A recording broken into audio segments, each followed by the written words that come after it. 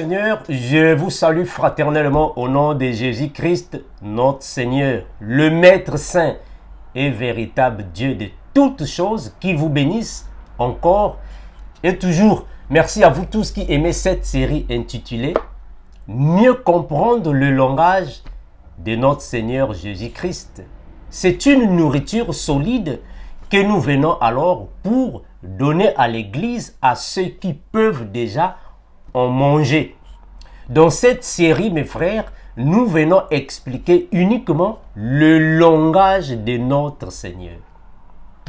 Cette série, c'est uniquement pour nos bien-aimés qui sont déjà matures dans la foi. Ceux qui sont déjà avancés par rapport aux choses de la foi.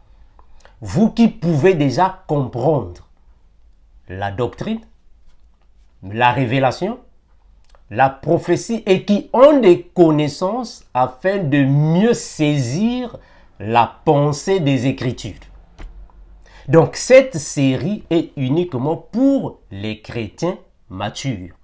On explique ici le langage de Jésus parce que nous disons toujours et nous continuerons de vous le confirmer que personne ne peut comprendre les Écritures sans pourtant avoir la compréhension du langage de la Bible.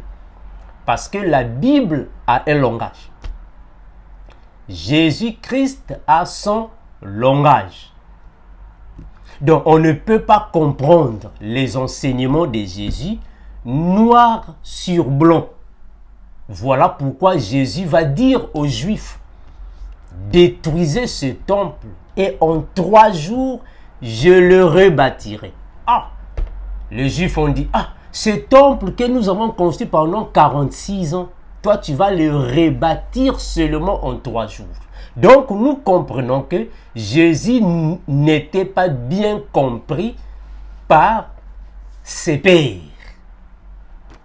Il devrait alors utiliser un langage qui était tellement profond afin d'en expliquer à ses apôtres quand ils vont devenir matures. Donc Jésus avait un langage qu'il utilisait qui n'est pas facile alors à comprendre. Mais nous, dans cette série, nous venons avec la petite grâce que le Seigneur nous a accordée afin d'expliquer à l'Église qu'est-ce que votre époux voulait dire. Il a dit à Pierre, Pierre, va dans le lac ou dans l'eau, par rapport à la version que vous avez, tu vas jeter la maison et le premier poisson qui viendra, tu l'ouvres la bouche, tu retires une pièce d'argent et tu vas payer pour moi et pour toi. Qu'est-ce que Jésus voulait dire? Est-ce qu'ici sur la terre, existe-t-il une espèce de poisson qui ont une pièce d'argent dans leur bouche? Qu'est-ce que Jésus appelle par le premier poisson? Pourquoi Jésus n'a pas dit à Pierre, Pierre, tu vas prendre le 2e poisson ou le 3e poisson? Non, il dit le premier poisson. On va lire le passage. Nous sommes dans Matthieu. Matthieu, regardez, Matthieu chapitre 17, commençons à partir du verset 24, puis on descend. La Bible déclare ainsi. Lorsqu'ils arrivèrent à Capernaum, ceux qui percevaient l'impôt annuel s'approchèrent de Pierre et lui dirent, votre maître ne paye-t-il pas l'impôt annuel? Si, dit-il, quand il fut entré dans la maison, Jésus prit les devants et dit, qu'en penses-tu, Simon, les rois de la terre? De qui perçoivent-ils des taxes et des impôts? De leurs fils ou des étrangers? Il lui dit, des étrangers. Jésus lui répondit, les fils en sont donc exemptés. Cependant, pour ne pas les choquer, va au lac, jette la maison et tire le premier poisson qui viendra, ouvre-lui la bouche et tu trouveras de l'argent. Prends-le et donne-le leur pour moi et pour toi. Mes frères, le Seigneur Jésus est clair dans ses paroles. Il a dit à Pierre d'aller au lac, dans la version second 21 que j'ai, dans l'eau, dans certaines versions des Bibles. Il doit prendre là-bas le premier poisson. Il n'a pas dit le deuxième poisson. Il a dit le premier poisson. Et c'est dans la bouche du premier poisson qu'il va prendre une pièce d'argent. Il n'a pas dit 2 pièces d'argent, une pièce d'argent, pour alors payer pour lui et pour Pierre. Mes frères, le Seigneur a un langage. Nous devons expliquer les Écritures avec le langage qu'il a utilisé. Parce qu'on comprend, mes frères, par rapport au langage de la Bible, l'eau, ce sont les personnes. L'eau signifie les personnes, c'est-à-dire le monde. Je voulais dire en un mot. L'eau, c'est le monde. Le monde. Quand je parle du monde, je fais allusion aux nations, aux personnes. Un poisson signifie une personne qui est dans l'eau, dans le monde. La maison, c'est l'enseignement. L'argent, c'est le don de la foi que Dieu donne à ses enfants.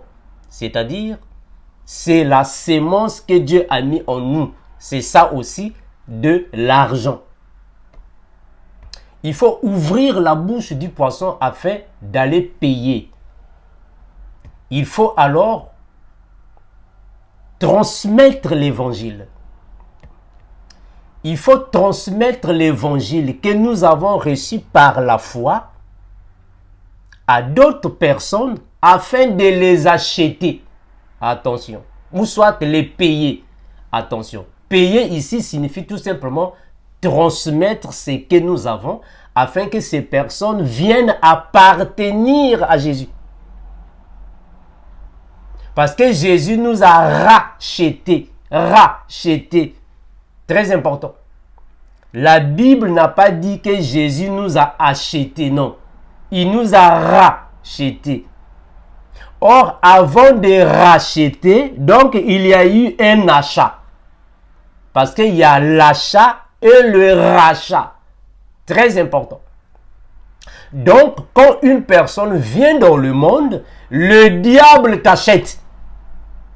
Mais quand Jésus vient, il vient racheter. C'est-à-dire que quand une personne vient dans le monde, cette personne appartient dans les œuvres ténébreuses.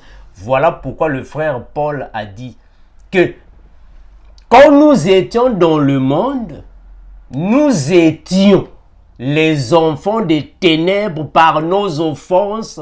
On appartenait de ce monde dans ce monde.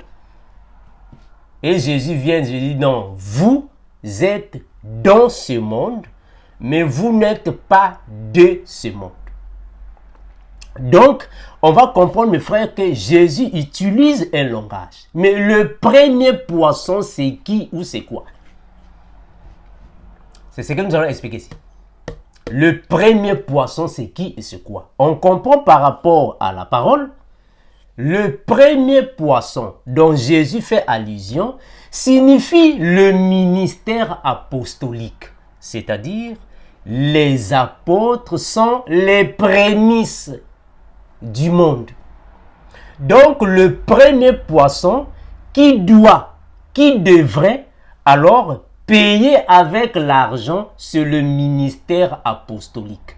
Voilà pourquoi Jésus a dit dans la Bible que je vous ai choisi.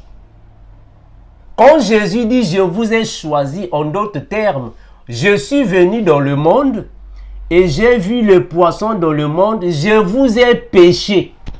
Choisir signifie pécher. Donc, les apôtres étaient dans le monde, Jésus est venu les pécher. Donc, on comprend que les apôtres sont les prémices de Jésus.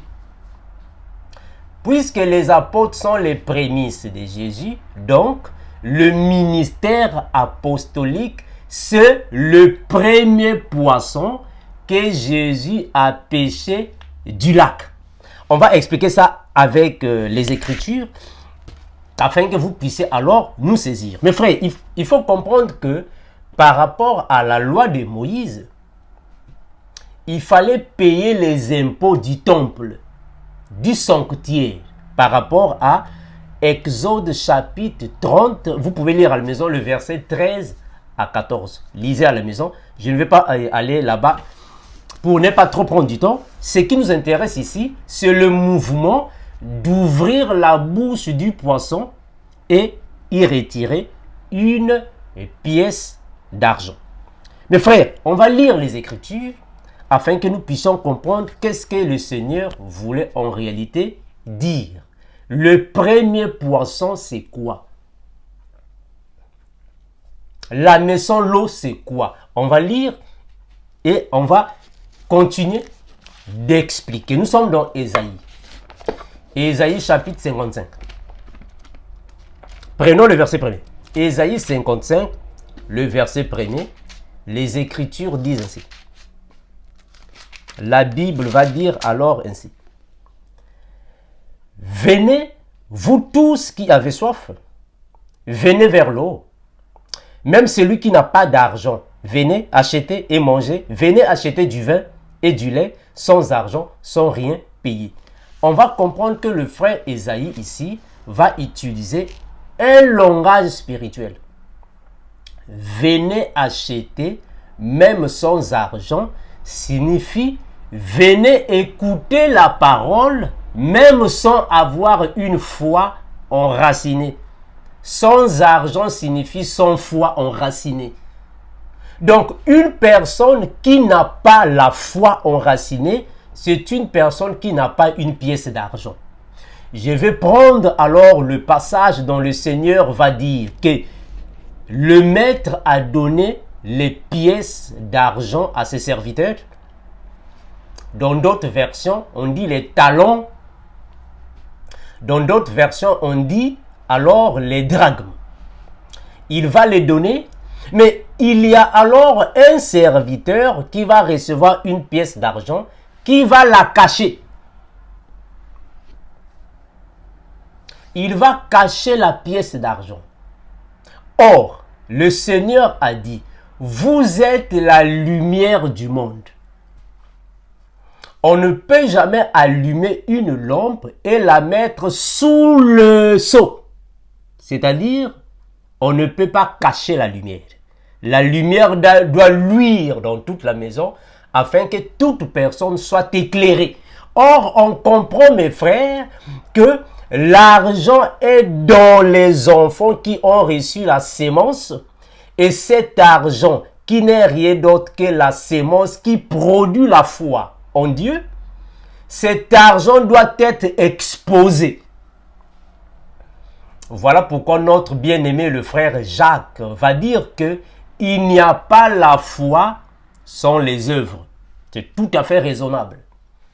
Une foi sans les œuvres n'existe pas. Parce que c'est par les œuvres que nous pouvons confirmer en réalité, il a la foi en Dieu. Or, les œuvres confirment en réalité qu'une personne marche selon l'esprit. Parce que c'est par le fruit de l'esprit que nous saurons réellement cette personne est l'un de nous ou pas. La personne est l'une des nôtres ou pas.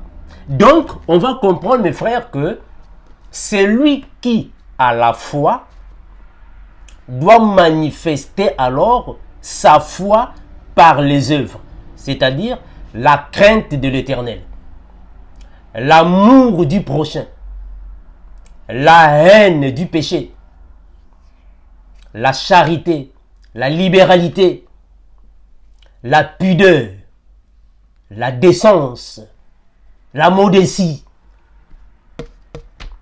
la vie de prière, la vie de sanctification. Ça, ce sont les œuvres de la foi. Donc, une personne qui a la foi, cette personne va automatiquement ou obligatoirement manifester les œuvres de cette foi. Les gens doivent voir dans cette personne si réellement il a les œuvres de la foi. On va lire un passage. Donc, ici, c'est l'argent qui est en nous qui doit être visible. La lumière qui est en nous doit éclairer. Tu ne peux pas voir la lumière ou tu ne peux pas être la lumière, mais tu n'éclaires pas. C'est comme si un joueur de football qui va dire que bon, moi je suis le meilleur buteur du monde. Je suis le meilleur buteur du monde. Bon, mais tu as marqué combien de buts? Oh non, j'ai marqué 250 buts. Mais où sont les buts? Tu les as marqués où? Comment? Dans quel championnat? Oh non, je n'ai jamais joué des championnats. Oh, comment est-ce que tu n'as jamais joué des championnats mais tu as marqué des buts? Ça n'a pas de sens. Celui qui n'a jamais joué des championnats, un championnat, ne peut pas marquer des buts. Comment est-ce que tu vas marquer des buts? Donc, on ne peut qu'être buteur quand on participe à un championnat. On ne peut jamais avoir la foi sans avoir les œuvres de la foi. Ça n'a pas de sens. Donc, c'est par la foi que nous pouvons alors contempler les œuvres d'une personne qui fait partie de notre rang, qui est dans notre façon de voir les choses. Je vais prendre un passage, regardez. Le frère Paul va dire ainsi. Lisons les Écritures. La Bible va dire ainsi. La Bible va dire ainsi. Je vais lire un passage afin de voir les œuvres de la foi que le frère Paul va dire ainsi à son frère Timothée. Regardez. Le frère Paul va dire ainsi. 1 Timothée 6, 11. Mais pour toi, homme de Dieu, fuis ces choses et recherche la justice, la piété, la foi, la charité, la patience, la douceur. Ça, ce sont les œuvres qui doivent alors produire la sémence de Dieu en nous. Parce qu'il faut comprendre que, mes frères, une personne qui a le Saint-Esprit doit obligatoirement avoir les œuvres qui confirment en réalité, j'ai le Saint-Esprit. Donc, tu dois avoir la charité, l'amour du prochain. Ça, ce sont les œuvres qui justifient en réalité que cette personne a le Saint-Esprit. Alors, ici, le poisson, c'est une personne. Mais cette personne qui porte la sémence de Dieu, c'est par cette sémence qui engendre ou régénère la foi. Voilà pourquoi la parole dit, la foi vient de ce qu'on entend, et ce qu'on entend vient de la parole du Seigneur. Très important. Alors, mes frères, on va comprendre que le Seigneur va dire alors à Pierre de jeter la maison dans l'eau. Mais la maison ici, c'est quoi? On va prendre les Écritures. Jean chapitre 6, le verset 44. La maison, c'est quoi? Jean 6, 44. Qu'est-ce que le Seigneur voulait dire par là? Jean 6, 44, les Écritures disent ainsi. Jean 6, 44. La Bible déclare ainsi. Personne ne peut venir à moi, à moins que le Père qui m'a envoyé ne l'attire. Et moi, je le ressusciterai le dernier jour. Mes frères, le Seigneur est en train de confirmer en réalité que personne ne peut venir à lui si le Père ne t'attire. Mais le Père attire comment? Donc, on comprend en réalité que une personne est un poisson qui est dans l'eau. Ce poisson-là, une fois que la maison est lancée dans l'eau, le poisson ne peut que venir quand le Seigneur l'attire vers la maison afin de partenir dans son corps. Donc, les poissons sont des personnes. Selon le langage du Seigneur, la maison, c'est l'enseignement. Quand on lance la maison dans l'eau, c'est-à-dire que nous sommes en train d'enseigner. C'est l'enseignement. Les poissons qui viennent alors mordre la maison doivent être attirés par le Seigneur. Mais attention, le Seigneur a dit que c'est le premier poisson que Pierre devrait ouvrir la bouche afin de prendre l'argent. Le premier poisson, c'est quoi ou c'est qui? C'est le frère Paul qui va alors nous expliquer en réalité c'est quoi ou c'est qui le premier poisson. Romains. Romains chapitre 16. Prenons le verset 5. Romains chapitre 16, le verset 5. Le frère Paul va nous dire ainsi. Romains 16, le verset 5, les Écritures disent ainsi. Saluez aussi l'Église qui est dans leur maison. Saluez Épaïnette, mon bien-aimé, qui a été le premier fruit, alléluia, le premier fruit pour Christ en Asie. Gloire à Jésus. Donc le frère Épaïnette est le premier fruit de Christ pour l'Asie. En d'autres termes, il est le premier poisson de l'Asie. Le premier poisson signifie la première personne qui a reçu l'évangile. Il est aussi considéré comme prémisse. C'est lui que le Seigneur Jésus appelle ici par le premier poisson. Mais attention, ici le frère Paul est en train de parler de l'Asie. Mais Jésus là-bas, il parle du monde. Donc, il faut comprendre que dans le monde, le premier poisson que Jésus a pêché, ce sont les apôtres. Donc, ce sont les apôtres, mais ici, le premier poisson sera alors le ministère apostolique. Donc, le ministère apostolique, c'est le premier poisson de l'Église qui va alors payer avec la pièce d'argent pour Jésus et pour lui. Voilà pourquoi Jésus a dit, allez, faites de toutes les nations mes disciples, parce que le ministère apostolique est considéré comme le premier poisson établi dans l'Église. Je suis dans les Écritures. Jean chapitre 15. Jean chapitre 15. Prenons Jean chapitre 15, le verset 16. La Bible va dire ainsi. Jean 15, 16. La Bible déclare ainsi. Ce n'est pas vous qui m'avez choisi, mais c'est moi qui vous ai choisi et je vous ai établi afin que vous alliez, que vous portiez du fruit et que votre fruit demeure. Donc, Jésus, quand il vient dans le monde, c'est comme un pêcheur qui est venu auprès des eaux et il va prendre son filet ou son hameçon. Il va faire quoi? Il va lancer dans l'eau. Il va choisir. Donc, quand Jésus a dit, je vous ai choisi, en d'autres termes, je vous ai pêché de l'eau.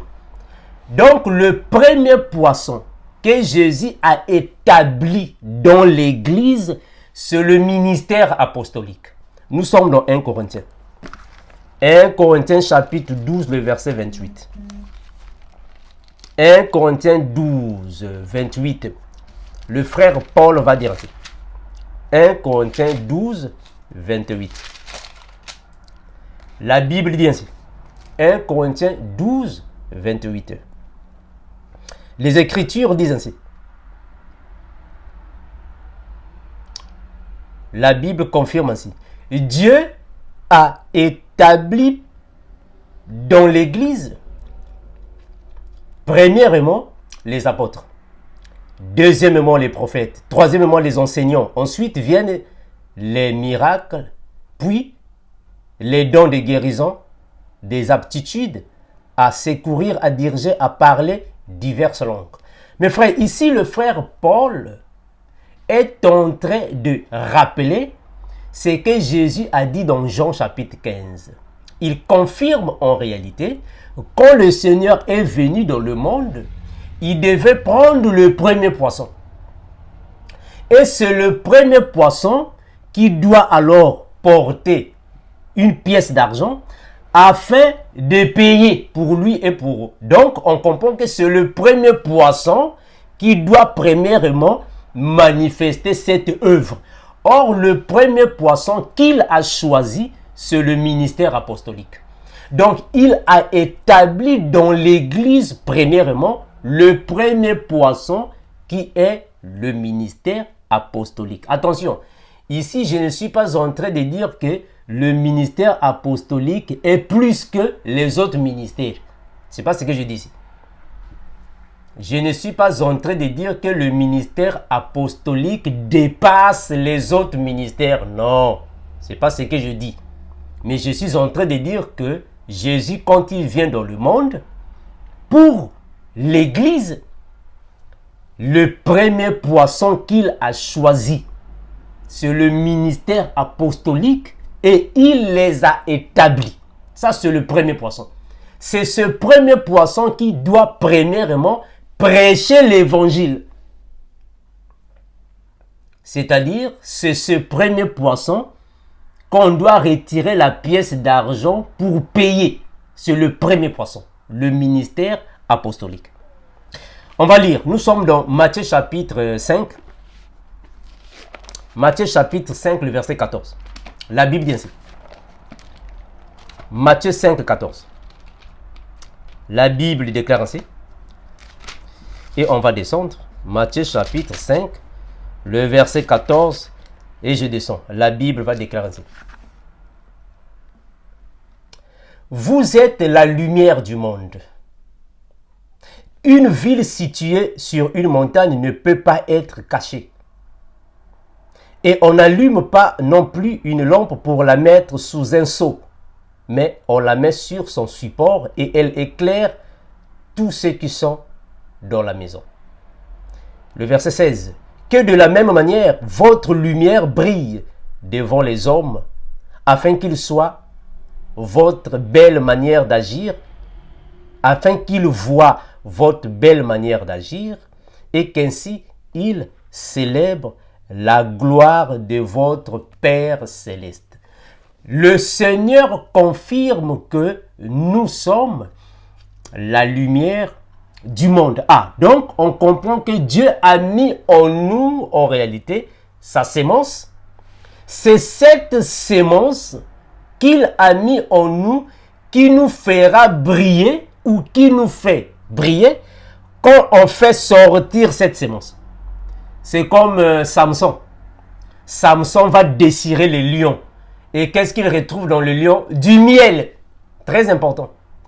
Donc, Dieu a mis du miel dans le lion. Samson doit désirer les lions pour croiser le miel dans le lion. C'est un message. Donc, Dieu a mis dans ses enfants sa sémence. Cette sémence qui est dans ses enfants, c'est comme une pièce d'argent. Alors, cette pièce d'argent ne peut pas rester cachée. La lumière ne peut pas rester cachée en toi. Cette lumière-là doit sortir. Voilà pourquoi le frère Jacques a dit « La foi sans les œuvres est morte ». Il a raison. Personne ne peut avoir la foi et tu caches la foi. Bon, moi j'ai la foi. Mais qu'est-ce qui prouve que tu as la foi? Oh non, moi j'ai la foi. Oui, tu as la foi. Mais qu'est-ce qui prouve? Si Dieu t'a donné le don de guérison, donc tu as la foi. Dieu te donne le don de guérison. Mais qu'est-ce qui prouve que tu as le don de guérison si tu ne guéris personne? Oh non, moi Dieu m'a donné le don des miracles. Ok, tu as le don des miracles, mais où sont les miracles que tu as déjà exécutés? Où sont les miracles que le Seigneur a déjà exécutés par ton? Donc, on doit voir ça. Oh non, moi Dieu m'a donné le don de l'enseignement. Ok, tu as le don de l'enseignement, mais où sont tes enseignements? On veut t'écouter. Oh frère Armando, Dieu m'a donné les dons. Mais où sont... Donc, on doit voir ça par les œuvres. C'est par les œuvres que nous reconnaissons en réalité le don que Dieu a mis en toi. Donc, Dieu doit alors confirmer cela quand les choses seront visibles. Voilà pourquoi il y a beaucoup de gens qui disent, non, moi, j'aime chanter pour le Seigneur. Mais tu ne chantes pas, ta bouche est fermée. On doit t'ouvrir la bouche. Donc, Dieu a mis en toi la louange. Il a mis en toi les chansons. Mais tu caches ça. Non, frère. Il faut faire sortir ça. Soit on doit sortir. On doit prendre cette pièce d'argent afin que le monde voit la lumière. On doit faire sortir ça. Si Dieu a mis en toi un don, ce don-là ne doit pas être caché. Comme le Seigneur a dit, il y a un maître qui a donné à ses serviteurs les talents. Le premier a reçu 3 talents, 5 talents. L'autre a reçu 2 talents. L'autre a reçu un seul talent. Les 2 autres sont partis multiplier les talents. Mais l'autre là a caché le talent. Qu'est-ce qu'il voulait dire? C'est-à-dire que Dieu a donné les dons à ses enfants. Il donne les dons à ses enfants. Les dons là ne doivent pas être gardés. Non, frère. C'est par les œuvres que l'Église connaîtra en réalité les dons que tu portes. Faut pas cacher un don. Donc, on doit ouvrir la bouche du poisson pour prendre le don que le poisson porte afin de servir au monde. C'est-à-dire de servir à ceux qui sont dans le monde. Afin que ceux qui sont dans le monde voient les œuvres par la lumière et glorifient le Père. Donc, la foi sans les œuvres est zéro. Est morte. Il faut manifester les œuvres de la foi afin que ceux qui sont dans le monde voient la lumière et glorifient le Seigneur. Donc, le Seigneur doit envoyer Pierre dans l'eau. Il va pêcher alors. Le premier poisson, il va prendre l'argent et payer. Or, on va comprendre en réalité, le Seigneur a choisi les apôtres comme le premier poisson, parce que ce sont les prémices du Seigneur. Le premier signifie prémisse, parce que les apôtres, ce sont les prémices du Seigneur. C'est par eux alors que l'évangile doit être prêché aux 4 coins de la terre. Voilà pourquoi Jésus a dit, allez, faites de toutes les nations mes disciples. Donc, c'est par eux qui doivent premièrement venir les paroles ou l'évangile de Jésus. On va continuer. On va prendre les Écritures. Je vais repartir dans Romains. Regardez, Romains chapitre 16. Romains chapitre 16, le verset 5. Le frère Paul va dire ça. Romains 16, 5. Le frère Paul va dire ainsi. Saluez aussi l'église qui est dans leur maison. Saluez Épaïnette, mon bien-aimé, qui a été le premier fruit pour Christ en Asie. Je vais prendre ça dans la version Good News Translation. Le premier fruit de Christ. Pour Christ. Romains chapitre 16. La Bible va déclarer ainsi. Romains 16, prenons le verset 5. La Bible déclare ainsi. Saluez également l'église qui s'est réunie chez eux. Saluez mon cher Épaïnette, qui fut le premier à croire au Christ dans la province d'Asie. Gloire à Jésus. Donc, on était en train de dire que le premier fruit ou prémisse signifie la première personne qui a cru à l'évangile dans un certain territoire. C'est lui qu'on appelle le premier. Mais dans le langage du Seigneur Jésus-Christ, le premier croyant signifie le premier poisson. Mes frères, est-ce que vous comprenez comme l'un de nous? Le premier croyant signifie le premier poisson. Mais attention, dans le cas échéant, le frère Paul est en train de dire que le frère Épaïnète est le premier croyant de l'Asie.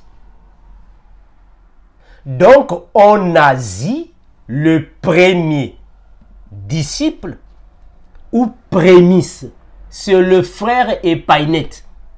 Mais ici, dans le passage de Matthieu, chapitre 7, 17, que nous sommes en train de décortiquer, il s'agit du premier fruit ou le premier poisson dans le monde. Donc, le premier poisson dans le monde qui doit alors faire valoir la pièce d'argent qui dans sa bouche, c'est le ministère apostolique. Donc, les apôtres sont les prémices de Jésus. Dieu ou le Seigneur les a établis premièrement. Donc, ça, c'est le premier poisson de Jésus qui va alors faire valoir l'évangile du Seigneur. Nous sommes dans Matthieu. Matthieu chapitre 25, le verset 14. Matthieu 25, le verset 14. Matthieu 25, commençons à partir du verset 14. Matthieu 25, 14, et on va descendre. Les Écritures disent ainsi. Matthieu 25, commençons à partir du verset 14.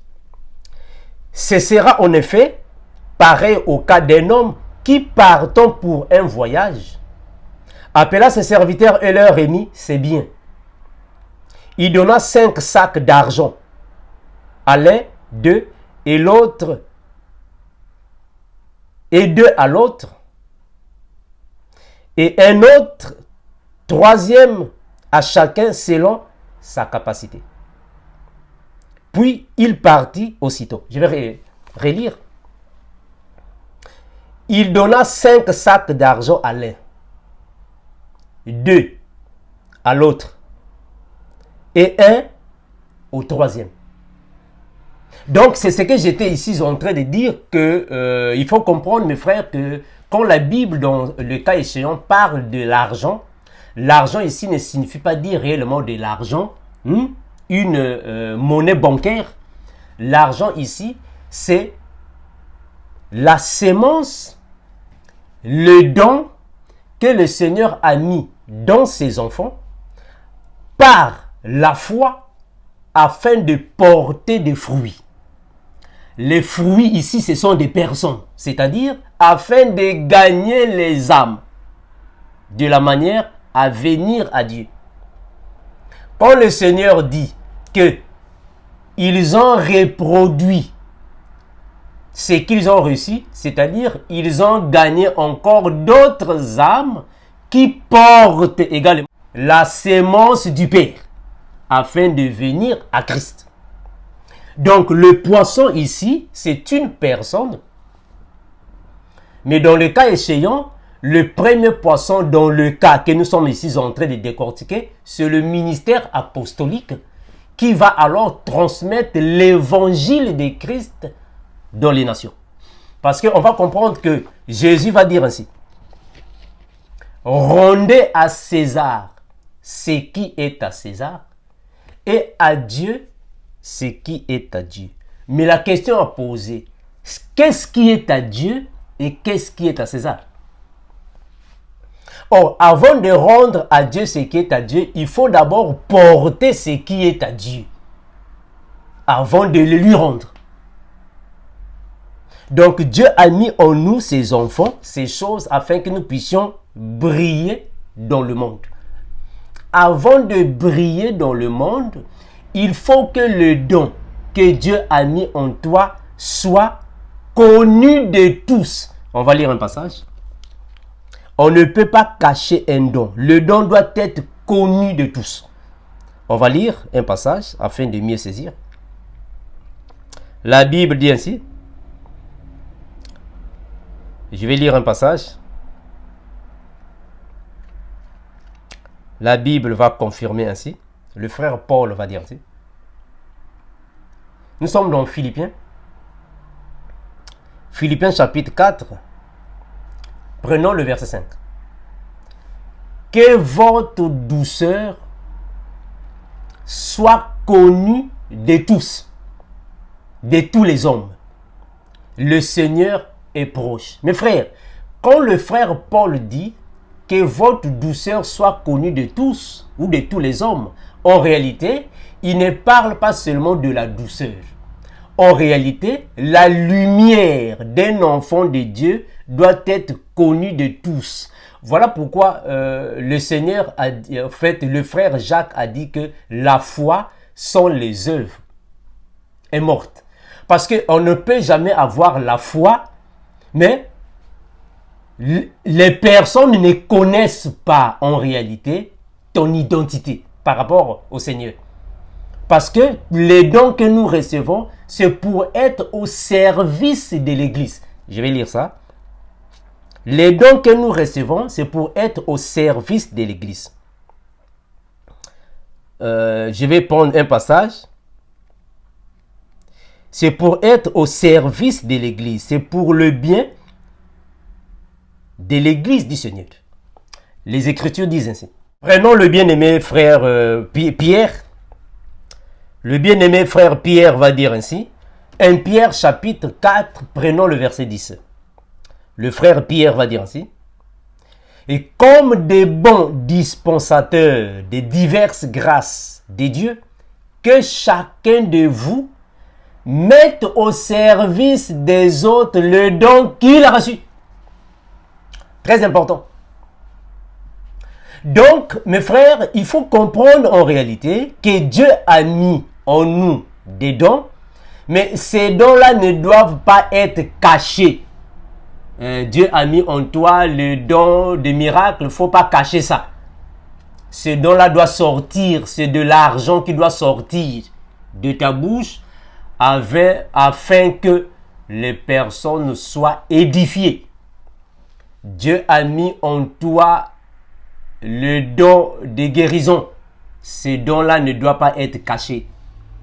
C'est pour l'Église. Dieu a mis en toi n'importe quel don. C'est pour que tu puisses l'exercer au service des autres. Donc, un poisson qui a une pièce d'argent, cet argent-là ne doit pas être caché dans sa bouche, non. Cet argent, cette pièce d'argent doit sortir de sa bouche afin de servir pour l'Église. Cette pièce d'argent doit sortir afin de payer pour Jésus, pas seulement pour Pierre. Ici, Pierre symbolise l'Église. Donc, pour les gens du monde et pour l'Église. Donc, quand le Seigneur dit, prends la pièce d'argent, tu vas payer pour moi et pour toi, c'est-à-dire pour le Seigneur et pour son épouse. Donc, la lumière que nous avons, c'est pour les gens du monde, aussi pour l'Église. Ça, c'est la lumière que nous avons. Et cette lumière ne doit pas être cachée. Il faut que ça puisse luire dans toute la maison. Et même ceux qui sont hors voient les bonnes œuvres et glorifient le Seigneur. Donc le frère Pierre, notre bien-aimé frère Pierre, a confirmé que comme des bons dispensateurs des diverses grâces de Dieu, que chacun de vous mette au service des autres le don qu'il a reçu. Gloire à Dieu. Prenons le verset 11. Si quelqu'un parle, que ce soit comme annonçant les oracles de Dieu. Si quelqu'un remplit un ministère, qu'il le remplisse selon la force que Dieu communique, afin qu'en toute chose soit glorifié l'incomparable. Prenons le frère Paul. Prenons notre bien-aimé frère Paul. Je crois que le frère Paul et le frère Pierre ont utilisé le même langage parce qu'ils avaient le même esprit et le même évangile, le même message, le message du royaume de Dieu. 1 Corinthiens 12. 1 Corinthiens 12, le verset 4. Le même langage, le même message, le même évangile que tous les apôtres ont utilisé. 1 Corinthiens 12, le verset 4, je descends. Il y a diversité de dons, mais le même esprit. Diversité de ministères, mais le même Seigneur. Diversité d'opérations, mais le même Dieu qui opère tout en tous. Or, à chacun la manifestation de l'Esprit est donnée pour l'utilité commune. Gloire à Jésus. Donc, la manifestation de l'Esprit n'est pas pour que tu puisses garder ça. Oh non, non. C'est pour l'utilité commune. Donc, Dieu a mis en toi une pièce d'argent. Cette pièce d'argent ne peut pas rester gardée en toi. Elle doit sortir. Il faut que cette pièce d'argent sorte pour l'utilité commune. Premièrement, du Seigneur, de l'Église et de ceux qui sont dans le monde. Version Louis II. Soit version, c'est Good News Translation. Éphésiens. Éphésiens chapitre... prenons 1 Corinthiens, c'est mieux. 1 Corinthiens chapitre 12. 1 Corinthiens chapitre 12, le verset 4, je descends. Il y a diverses sortes de dons spirituels, mais c'est le même esprit qui les accorde. Il y a diverses façons de servir, mais le même Seigneur que l'on sert. Il y a diverses activités, mais le même Dieu qui les produit toutes en tous. En chacun, l'Esprit Saint se manifeste pour un don, pour le bien de tous. Gloire à Dieu. Donc, le Seigneur confirme ici en réalité qu'il a donné les dons. Le Saint-Esprit confirme qu'il opère parmi ses enfants. Mais c'est pour l'utilité commune. Donc, Dieu a mis dans ses enfants sa sémence. Par la foi, nous recevons la parole. Par la foi, nous recevons les vertus du Saint-Esprit. Ce n'est pas pour qu'elle soit gardée. Elle doit sortir afin de briller. Parce que nous sommes la lumière. Toute personne qui reçoit le Saint-Esprit reçoit la lumière de Dieu. C'est pour briller dans le monde. Afin que les gens du monde voient les bonnes œuvres de la foi et glorifient le Seigneur. Je vais relire le passage. Dans la version Good News Translation. Matthieu chapitre 5. La version Good News Translation. Matthieu chapitre 5, le verset 14. Je descends. Matthieu 5, 14, je descends. Les Écritures disent ainsi. C'est vous qui êtes la lumière du monde. Une ville construite sur une montagne ne peut pas être cachée. Non, frère. Non. Nous sommes la lumière du monde. C'est un langage. Être la lumière ne signifie pas dire, bon, on va commencer de briller comme la lumière. Non, frère. C'est un langage, non? Voilà pourquoi on a toujours dit, il faut comprendre le Seigneur avec le langage qu'il utilise. La lumière signifie tout simplement là où ça brille et ça attire les gens. La lumière ici signifie tout simplement manifester les bonnes œuvres afin d'attirer les personnes, venir glorifier le Seigneur.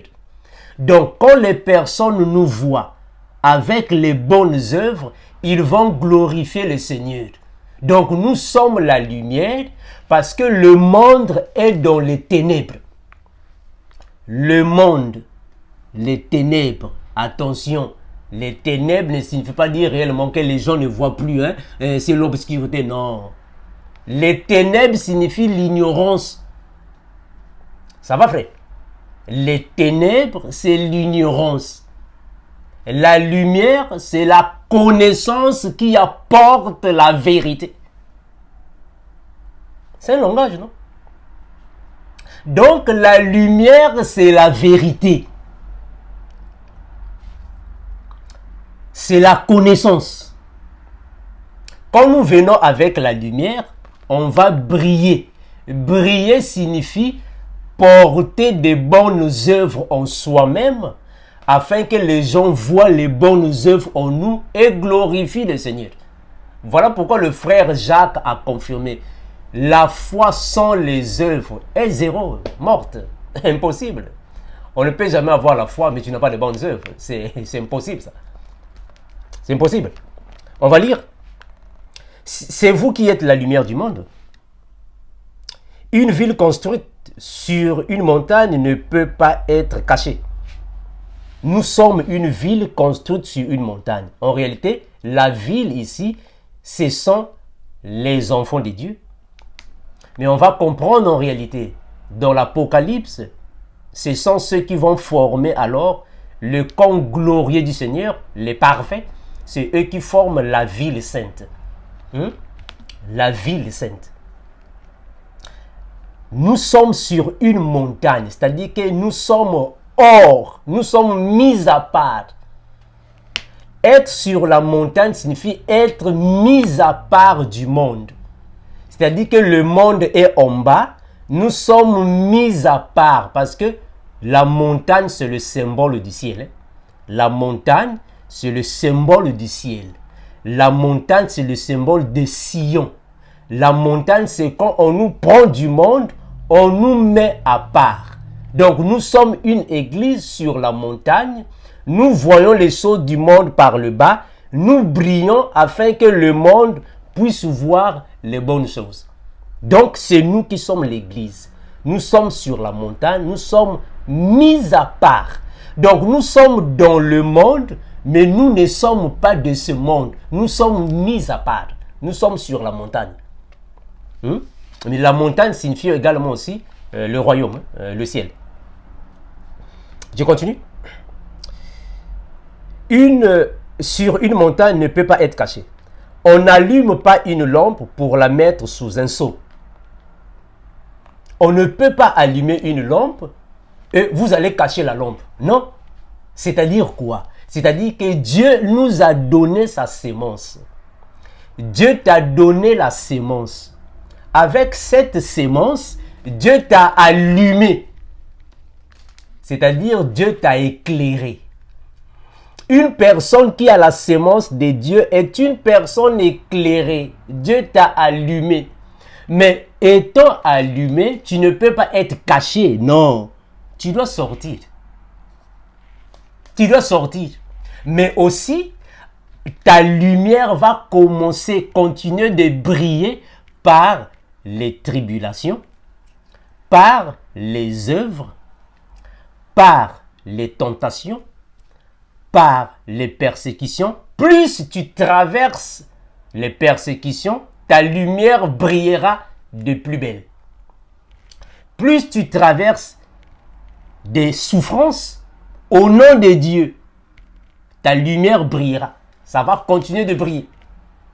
Afin que les gens voient alors en toi la sémence que Dieu a mis en toi et glorifie le nom du Seigneur. On n'allume pas une lampe pour la mettre sous un seau.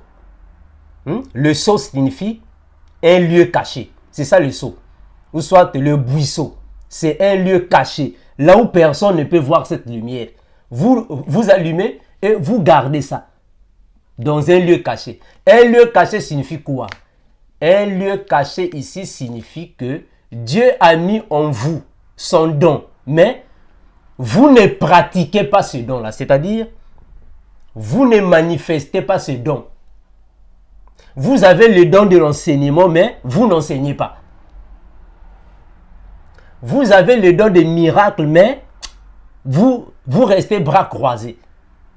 Vous avez n'importe quel don que Dieu vous a donné, mais vous n'utilisez pas le don. Vous gardez ça là. Mais non, moi je ne veux pas sortir. Je vais rester dans l'ombre. Comme disent plusieurs personnes. Moi je vais rester dans l'ombre. Oh, comment ça se fait que toi qui as reçu la lumière, tu vas rester dans l'ombre? Bien. Toi qui as reçu la lumière de Dieu, comment est-ce que tu vas rester dans l'ombre? Oh non, frère, non, moi je vais être dans l'ombre. Non. Celui qui a reçu la lumière du Père ne peut pas rester dans l'ombre. Tu dois briller. Maintenant, Dieu t'a donné le don ou le ministère pastoral. Comment est-ce que tu vas rester dans l'ombre si tu as le ministère pastoral? Dieu t'a donné le ministère apostolique. Comment est-ce que tu vas rester dans l'ombre si tu as le ministère apostolique? Comment est-ce que tu vas poser le fondement? Dieu t'a donné le ministère prophétique. Tu vas prophétiser comment si tu es dans l'ombre? Ça n'a pas de sens. Bon, Dieu a mis en toi le don des miracles, le don de guérison. Comment est-ce que tu vas rester dans l'ombre? Donc tu es en train de garder la pièce d'argent dans ta bouche. Non, cette pièce d'argent doit sortir. Est-ce que vous comprenez comme l'un de nous? Cette pièce d'argent doit sortir. Donc, il faut prendre cette pièce d'argent, la faire sortir. Je continue. Je prends le verset suivant. Au contraire, on la place sur son support. C'est-à-dire, on l'expose. On la rend visible à tout le monde. D'où elle éclaire tous ceux qui sont dans la maison. La maison, c'est premièrement nous. Nous qui sommes dans la maison, c'est nous. C'est des dons. Donc, avec les dons que le Seigneur a mis en nous, on doit premièrement commencer d'éclairer à Jérusalem. Jérusalem signifie là où nous tous, nous appartenons. Attention, je ne parle pas de Jérusalem de Benjamin Netanyahu, non. Ici, Jérusalem, je suis dans l'esprit. Jérusalem signifie la ville sainte. Ceux qui sont du dons. Avec nos dons, on doit premièrement commencer d'éclairer ceux qui sont du dons. Avant d'aller éclairer ceux qui sont du dehors.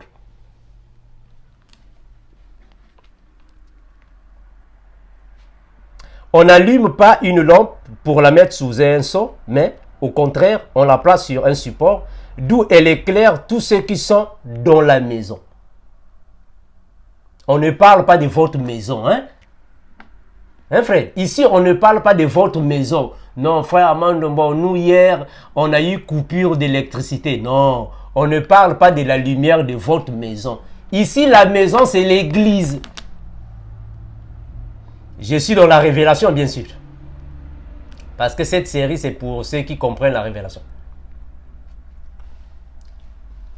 La maison ici, dans la révélation, c'est l'église.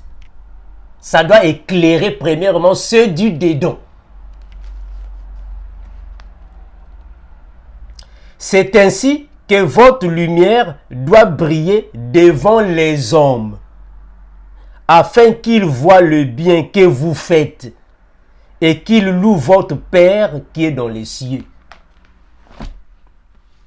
C'est ça le don que le Seigneur nous donne.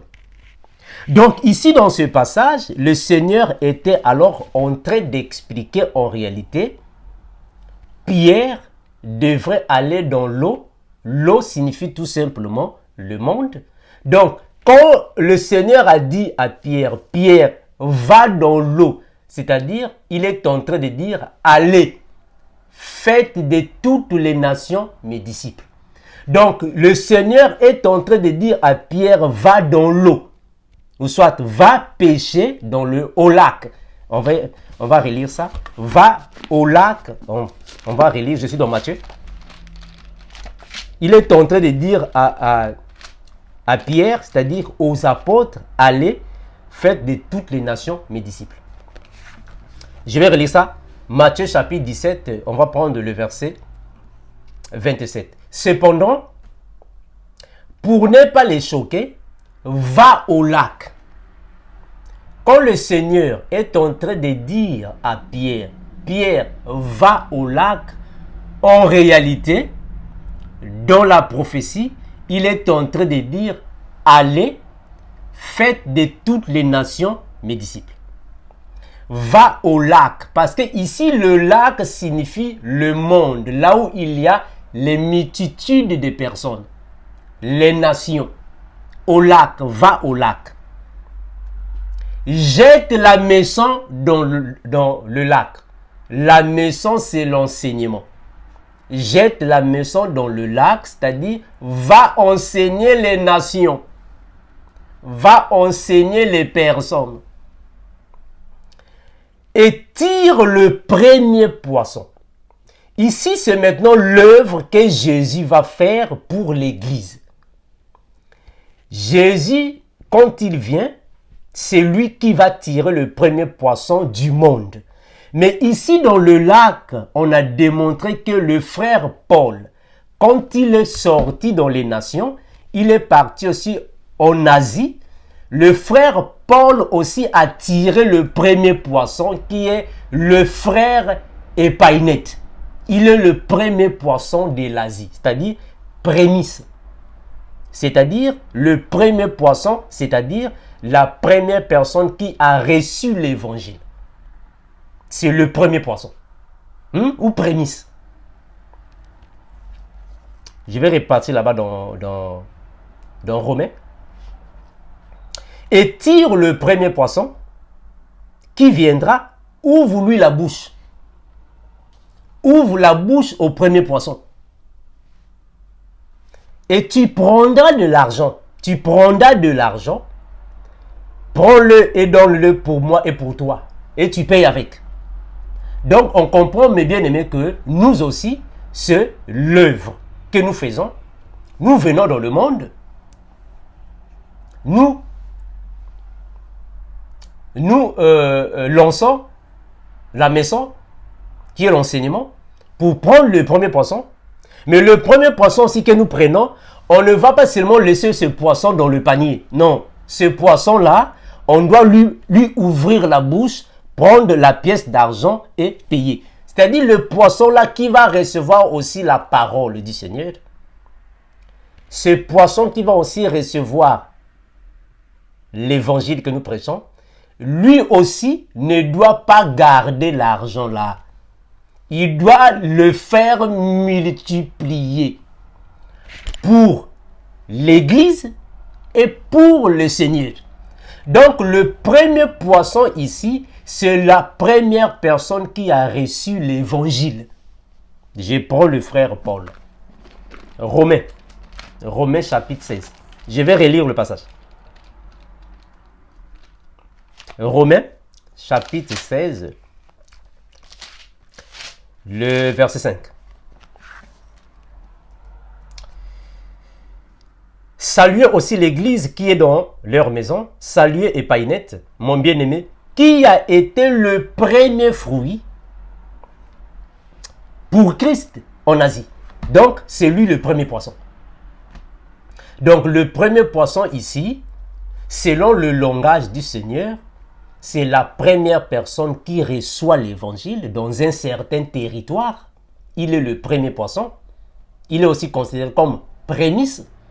Et cette personne qui vient à Christ ne peut pas rester seulement, on va les garder, hein, on va les garder. Non, lui aussi, il reçoit l'évangile, il doit aussi communiquer l'évangile aux autres.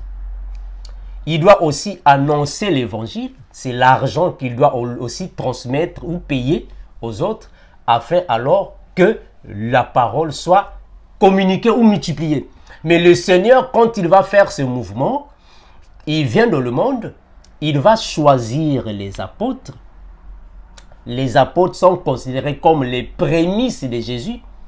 En choisissant les apôtres, il va les réunir et il va les envoyer. Allez, faites de toutes les nations mes disciples. En d'autres termes, il a pris le premier poisson qui est le ministère apostolique. C'est le ministère apostolique que le Seigneur va déjà mettre la pièce d'argent, sa parole, qui génère la foi, et il va alors les dire d'aller alors payer pour lui et pour l'Église. C'est-à-dire d'aller acheter les âmes afin de venir à Christ. Donc ça, c'est le message que le Seigneur a voulu alors transmettre à son Église. Merci mes bien-aimés, vous qui suivez cette série. Nous reviendrons pour expliquer encore d'autres langages du Seigneur Jésus. S'il y a des questions qui peuvent surgir, nous sommes disponibles pour revenir afin de les expliquer à la lumière des Écritures. Quel l'unique Seigneur, l'unique Maître, l'unique Dieu, Créateur de toutes choses, Jésus-Christ, vous consolide la foi et vous transmette toujours la pièce d'argent, afin que cette pièce d'argent en vous puisse être alors communiquée à toute l'Église pour l'utilité commune, de la manière que les personnes du monde voient alors les bonnes œuvres, notre lumière, et continuent de glorifier l'unique Dieu adorable, Jésus-Christ. Maranatha. Ciao.